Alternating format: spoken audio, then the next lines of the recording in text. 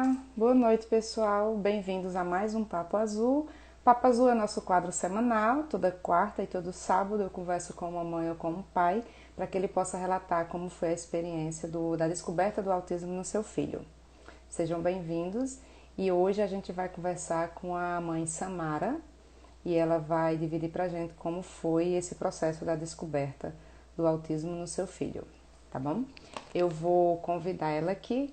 Enquanto eu convido, quem estiver aqui assistindo já pode caminhar o aviãozinho para alguma mãe ou algum pai que você julgue que seja importante assistir essa live e a experiência da Samara. Para ela aceitar para que a gente possa começar.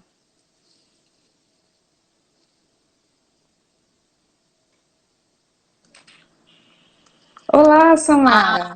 olá, Fernanda, tudo bem? Tudo bem? Seja bem-vinda, Samara. É um prazer, Fernanda, estar aqui com você. Nossa, eu que super agradeço aí você ter aceitado o convite de dividir com a gente a sua experiência. Vamos lá, vamos começar. Vamos voltar um pouquinho no tempo. Diz aí, Samara, você está falando de aonde?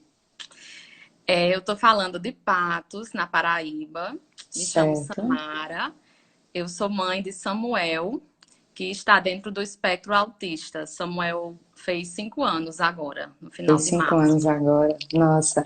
E diz aí, com que idade, vamos voltar no tempo, com que idade você percebeu que alguma coisa não estava dentro do esperado com o Samuel? E como você percebeu isso? Quais sinais? Como foi essa suspeita? Isso. Aconteceram muitas coisas, né, na minha vida que ao longo da nossa conversa eu vou falando, mas Uhum. o primeiro sinal, assim, que eu vim perceber depois, que eu vim entender, na verdade, foi a questão de Samuel fixar em objetos que giram. Hum. Tinha um brinquedinho, ele tinha por volta de 9 meses, e tinha um brinquedinho que era tipo um radinho que tinha uns disquinhos. E ele girava aqueles disquinhos, assim, de forma parecendo um peão, assim. Girava e ficava olhando fixamente, né? E aí, primeiramente, chamou a atenção da babá, porque nessa época eu morava em uma cidade e trabalhava em outra. E ele ficava assim 3 dias longe de mim, depois da Hum. minha licença maternidade. E a babá estranhou e achou lindo aquilo. Diz, olha, Samara, como o Samuel tem facilidade, né? Como ele consegue gerar isso com 9 meses. Ele já sentava, todos os marcos de desenvolvimento deles foram, né, no tempo normal. E a gente achava lindo. Sendo que começou a ficar mais sério. Ele começou a pegar tampas, bola e até objetos quadrados que não têm a função de girar, né? Que não giravam. E aí, por volta, até 1 ano e meio, né? Ele atingiu os marcos, ele sentou na hora certa.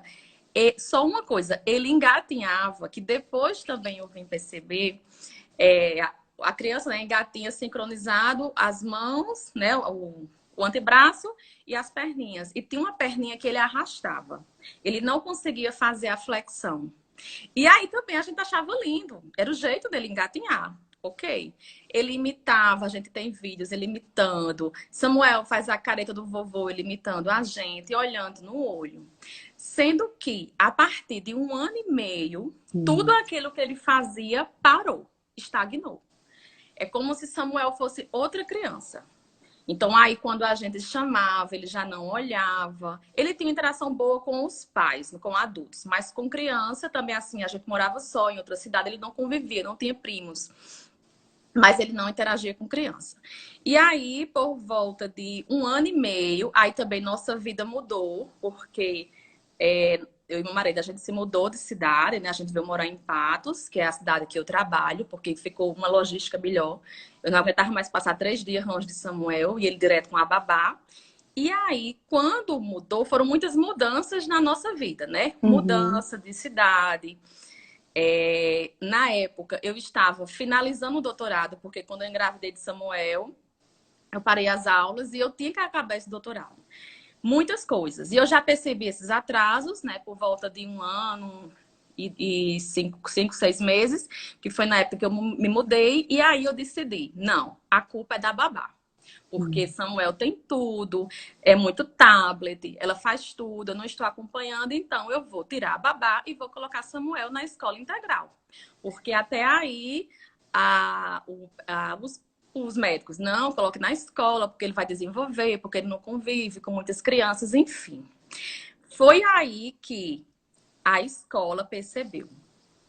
Depois, assim, não de imediato, ele já pertinho dos 2 anos, a escola percebeu naqueles relatórios, né, que eles fazem, que Samuel não olhava no olho, Samuel se escondia embaixo da mesa quando tinha muita Hum. agitação na sala, não gostava de brincar com tinta, com massinha de modelar, ele tinha aversão.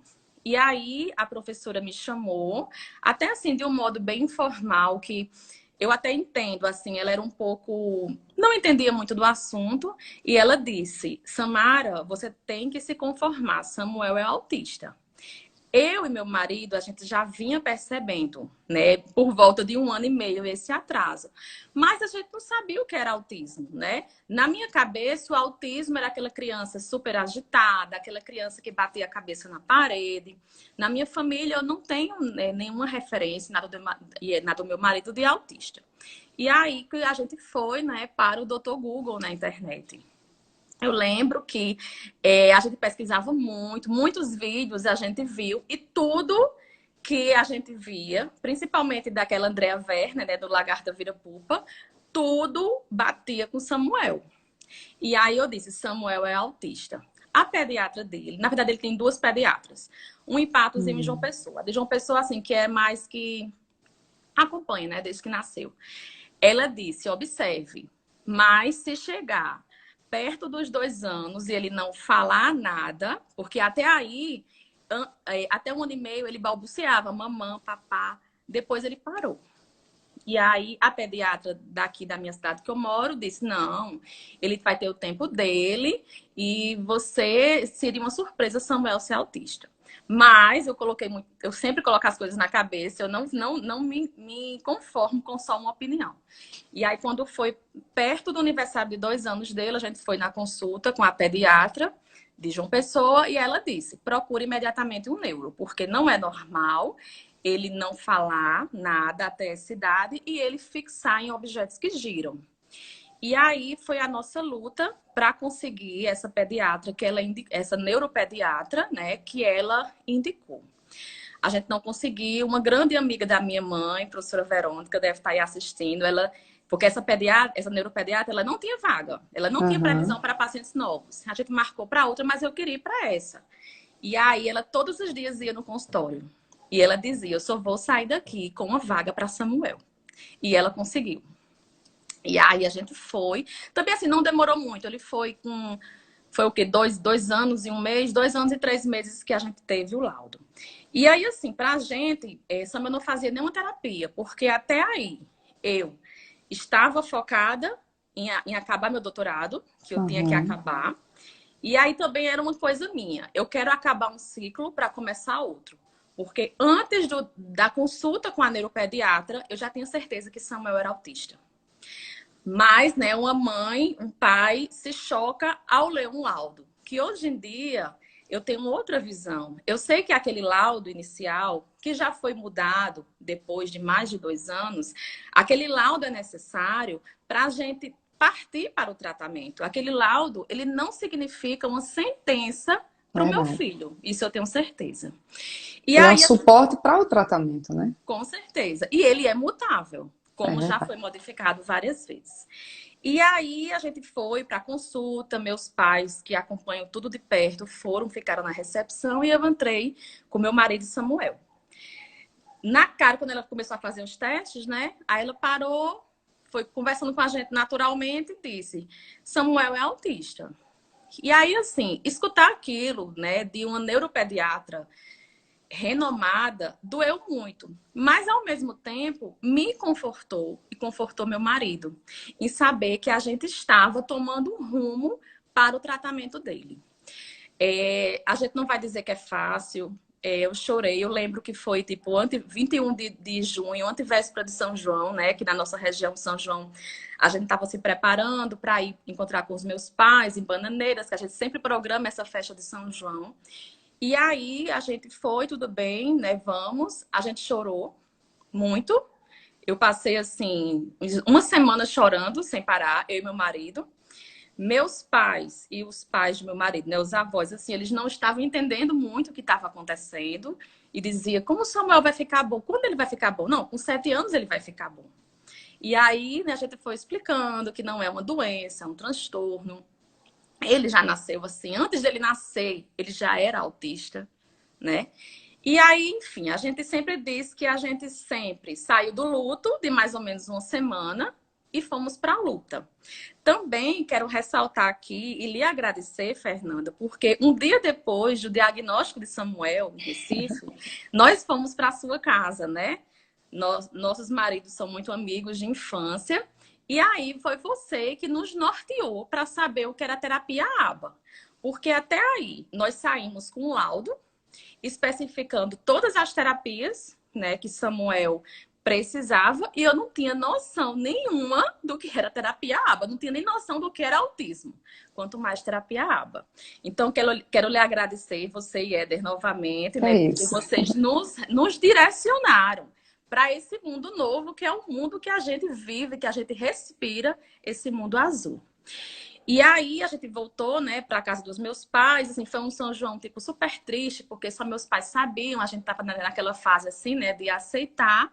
Mas Uhum. quando nós voltamos para nossa casa, para nossa vida, aí eles, vamos atrás.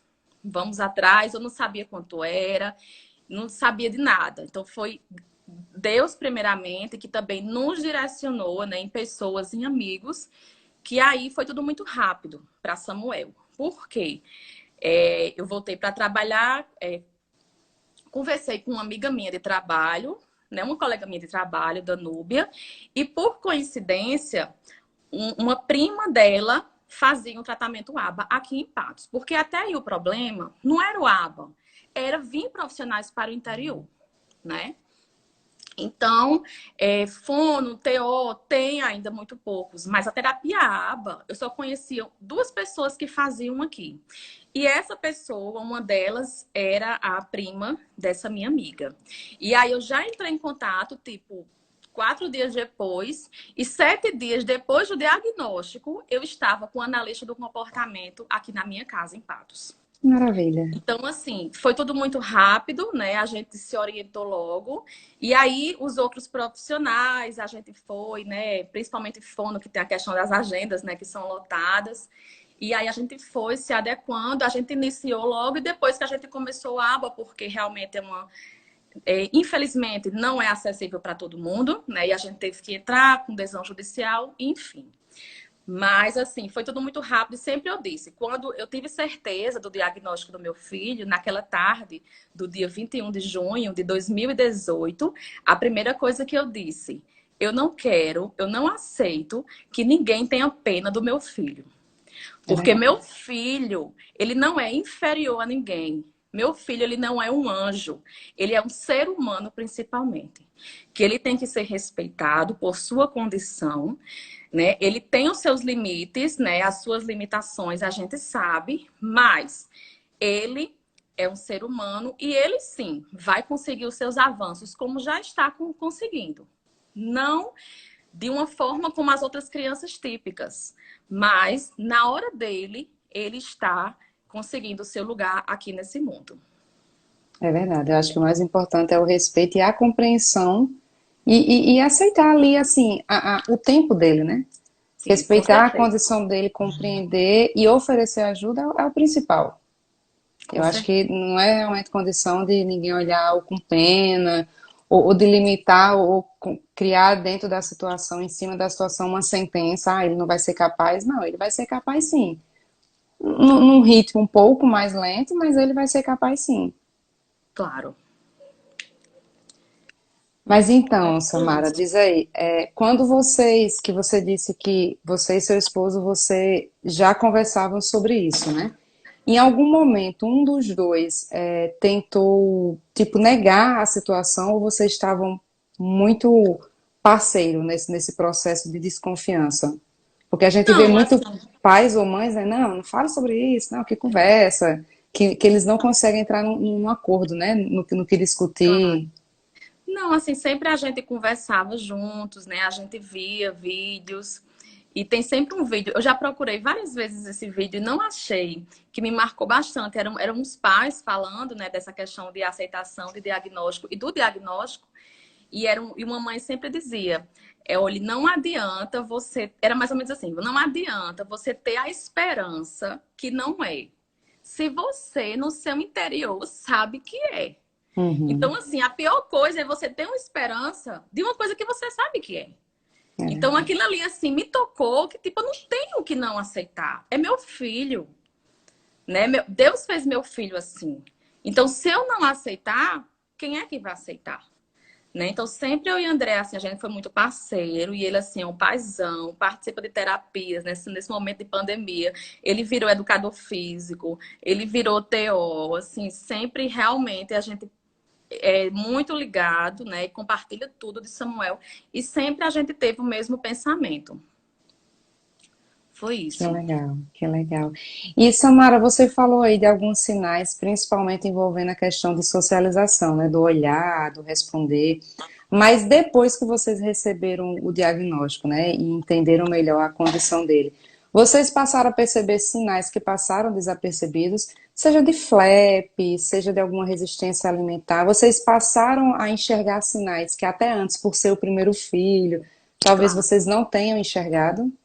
Claro, com certeza. A questão do flap, né? Depois a gente vai estudar e até nomenclaturas que a gente não sabia, É, né? A gente vai aprendendo. Samuel nunca teve aquele flapping de fazer assim, né? O aham. flapping dele era mais, aliás, ele fazia com todo o braço e ele batia, quando ele tá muito feliz, muito eufórico, ele bate no peito ou bate na barriga. E O meu aí, também. é, quando ele tá muito, muito assim, tipo, quando ele vai pra praia, ele ama a praia, ele bate com as duas mãos na barriga, é lindo. E aí a gente achava aquilo lindo, ele tá balançando a mãozinha, mas a gente não sabia que era flapping, que era uma Aham. característica do autismo, né? Há também a questão do girar, né, de girar a rodinha do carrinho, então ele não dava função aos brinquedos de forma correta. Então ele não brincava com o carrinho assim, ele girava o carrinho e ficava na rodinha. Ele, depois a gente veio entender que ele ficava alucinado com roda de carro. Ele, antes de um ano, a gente morava num condomínio de casas e ele ficava só esperando os carros passarem para ficar vendo a roda do carro. Então, assim, foram coisas que a gente veio entender depois, né? Aham. Então, assim, eu como mãe, eu sempre digo, eu me cobro, porque eu não percebi isso antes, né? Porque Samuel recebeu o diagnóstico com 2 anos e 3 meses, mas eu sei que tinha condições de ter recebido antes. Mas é isso, é o primeiro filho, foi muitas É. mudanças. É a mudança de rotina que ele tinha uma babá e depois a gente mudou de cidade, e ele ficou na escola integral.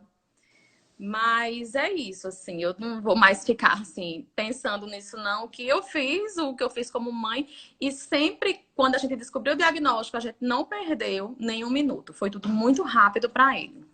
Uhum. E essa questão do que você falou do brincar, né, da funcionalidade, é importante também para quem possa estar nos assistindo, que às vezes essa questão da funcionalidade vai um pouco além, né? Não é só o fato de não brincar com aquele brinquedo de forma funcional, mas entra um pouco também daquela questão do interesse restrito, né? Às vezes a Sim, criança ela até pode estar usando aquele brinquedo ou aquele objeto de forma funcional, por exemplo, se é um carrinho. O carrinho gira a rodinha, certo? Ele até pode estar fazendo isso, mas ele pode ter aquele interesse restrito de só querer fazer exclusivamente isso. Então, isso. às vezes a pessoa diz, não, mas ele pega o carrinho e faz isso, ele pega a bola e bate no chão, ele pega tal objeto e finge que está comendo, o que for, mas ele passa a ter um interesse restrito e só aquilo existe, né? Ele não consegue usar aquele objeto, aquele brinquedo de outra forma. Porque isso às Isso. vezes confunde alguns pais, né? Não, mas o meu brinca funcional, o meu empilha peças, mas às vezes empilha, empilha, empilha, empilha, empilha, empilha, e ele não tenta construir, ele não usa daquilo em várias outras circunstâncias, né? Muitos têm a questão do dinossauro, né? Que eu também não entendia. Só querem dinossauro. Eu É, conheço uma criança que, com 1 ano e meio, ela sabia todas as espécies de dinossauro. Então, é justamente aquele interesse fixo e é verdade. restrito. Eu tenho colegas que os filhos, às vezes, assim, eram fissurados em, por exemplo, lápis. Para onde ia, tinha que estar com lápis. Lápis ia passear, era vários lápis, ia. O que fosse, tinha que estar com lápis. E isso pode ser para qualquer outra coisa, né? Assim, e esses interesses, eles às vezes podem mudar, né? Eu acredito que também tem acontecido com o Samuel. A gente costuma dizer que são fases. Ah, o momento agora, a moda é isso. Aí daqui a pouco ele já está com foco, interesse restrito em outra circunstância, né? Isso vai tendo em ciclos, né? Vai mudando. É, vai voltando. Até eu estava conversando com a Theo agora, que ele tá agora com. Voltou, né? Que antes tinha isso, de tudo acender as luzes. Então ele chega assim, acende todas as luzes. Que Ah, isso há uns 3 meses atrás estava desse jeito. Eu coloquei Durex em todos os interruptores. Aí agora começou de novo. Aí ela dizendo, Samara, vai e volta, vai e vai e volta. volta. Teve um Depois tempo é aqui outro. que Levi era portas e janelas, tinha que estar tudo fechado o tempo inteiro. E o calor e a gente abre, aí ele fechava, aí ele saía, a gente abria e vai mudando. São Foi ciclos, né? isso, foi isso. E a gente vai se adaptando, né? E vai tentando redirecionar para outras situações. É verdade. Aí, me diz aí, Samara, em algum momento ele apresentou resistência à seletividade, que é bem comum, né, a gente ver? Alimentar. Sim. Não, assim, na verdade, Samuel sempre comeu muito bem, assim. Por exemplo, eu nem sei se é uma seletividade, eu já conversei com várias teorias sobre isso. Com relação à textura, ele come tudo. Ele come de sopa, toma de sopa, a cuscuz, a inhame, né, a tudo. Ele tem uma preferência por ser coisas molhadas. A primeira vez que ele comeu cuscuz seco, ele vomitou. Mas aí depois, acho que foram as terapias, a gente foi insistindo, e aí uma boa ele come. Sendo que, tipo, suco, ele não toma desde que ele nasceu. Frutas, ele comia, agora seletivo. Agora, a maior questão dele não é nem, assim, eu não sei, né? Eu não sou da área, não é nem a seletividade, é o novo. Então, ele, pronto, pipoca. Ele não conhecia pipoca. Mas aí, daqui que ele chega, é quando ele comeu, ele se apaixonou. Então, ele tem resistência ao novo. Desde pequenininho, que eu sempre tive muito cuidado com a alimentação dele, por questões que eu tenho diabéticos na família, hipertensos, e sempre ele só veio conhecer açúcar depois dos 2 anos. E aí eu fazia um bolinho, que até hoje eu faço.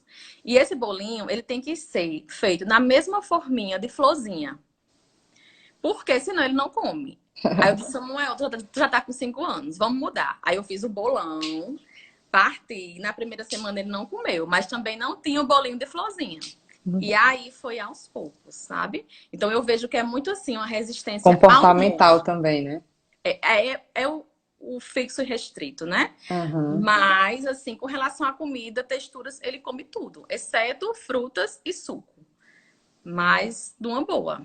Não tive muito, assim, na sessão de TO, a gente nunca trabalhou essa questão alimentar, entendeu? Sempre tiveram outras questões que mereciam maior atenção. Aham. O que é curioso, né, quando a gente fala que cada autista é único, né? Porque no momento que você fala que o seu tinha preferência por coisas molhadas, já o meu, que durante muito tempo teve seletividade alimentar bem presente, bem forte, a preferência dele sempre foi pelo seco e o mais crocante. É. Eu sempre conversei com várias TOs que, assim, na dificuldade de profissional, em 1 ano ele passou por 6 TOs.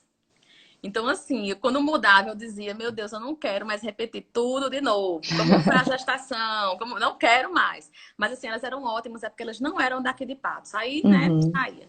E aí as TOs falavam isso, que a maioria prefere o seco. E Samuel, o molhado. Então, realmente, nenhum é igual ao outro. É Nenhuma criança é igual. verdade. Ô Samara, então ele já está aí nesse processo de intervenção há quase 3 anos, né? Ele Isso, em começou com outubro. 2 anos e um dois pouco, anos né? e meio, 2 anos e meio, né? Não, porque assim, 2 anos e 3 meses foi o O laudo. diagnóstico, em junho. Aí, quando foi em outubro, a gente começou o ABA, mas ele já estava fazendo fono e TO. E me diz aí, nesse tempo de intervenção, que não deixa de ser precoce, né? Antes dos 3 anos é tida como precoce. O que é que você pode apontar como, assim, maiores evoluções ou coisas que ele realmente não fazia, ele já consegue hoje adquirir como habilidade e consegue fazer? Isso, assim, tem várias fases, né? No início ele estava devagar, e aí depois de medicações ele foi melhorando, sempre assim. Tem hora que ele evolui bem, tem hora que ele para.